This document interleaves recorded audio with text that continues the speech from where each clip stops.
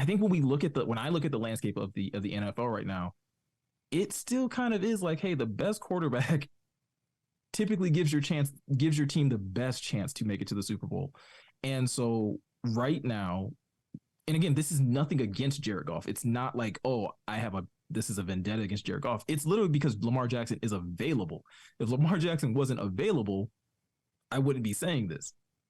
But because he's available, it's like, so I could have arguably the second or third best quarterback in the NFC North or in the NFC, or I could probably have like arguably top 5 quarterback in the NFL, period, and easily the best quarterback in the NFC if we were to get Lamar Jackson.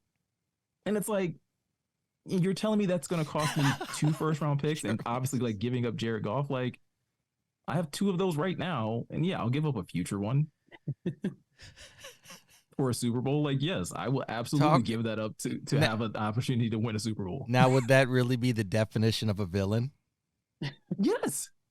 Because everybody would be like, what the hell? I thought he loved Jared Goff. You just Mufasa'd Jared Goff. No.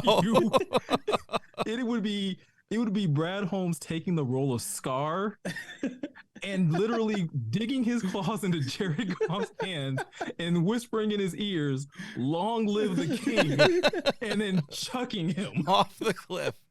No. Who is Simba in that analogy? Who's the one that runs up to a thrown away Jared Goff?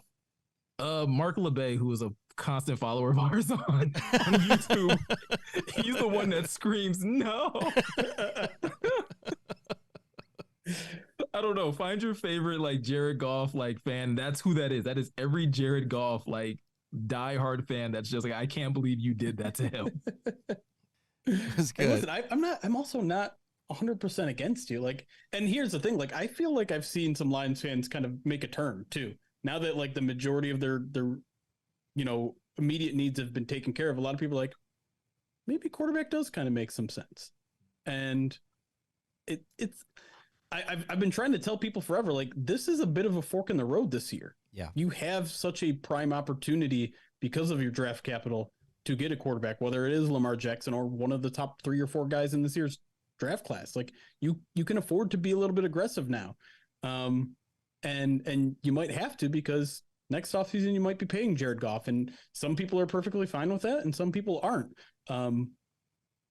It's hard to know what camp you should be in with one not so good season for Jared Goff and one pretty darn good season with Jared Goff. And yes, the supporting cast has played a huge part into that, but Goff has had up and down seasons kind of regardless of his supporting cast in LA. So I think it's understandable for people to be on both sides of that argument. And so again, like, it's not something that like, it's something that like I'm coming to grips more and more where it's like, I want this. Like, I'm starting to retweet stuff. I'm starting to post stuff in my story. Like, I do want this. I'm not going to like argue anybody down about it because it's not that serious. And at the end of the day, like, Brad Holmes has a much better plan than I do.